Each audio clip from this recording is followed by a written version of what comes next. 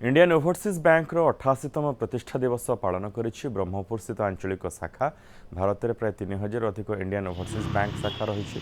ब्रह्मपुर आंचलिक शाखा पक्षर सचेतनता शोभायात्रा अनुष्ठित होइछि। बेटी बचाओ बेटी पढ़ाओ स्लोगान दे बैंक आंचलिक परिचालक शाखा परिचालक समेत बैंक बहु कर्मचारी सहर परिक्रमा करथिले। ए अवसर में किभली ग्राहक मानक अधिक अधिक सुविधा सुजोग दिया जाई परिबो ता उपरे गुरुत्व दिया जायतिला। आज Indian overseas bank Berhampur region इस उपलक्ष्य में वाकाथन ऑर्गेनाइज किया है। वाकाथन का जो हमारा थीम है आप बैनर में देख सकते हैं, दो थीम है, बेटी बचाओ बेटी पढ़ाओ। लेकिन ये social cause and financial cause.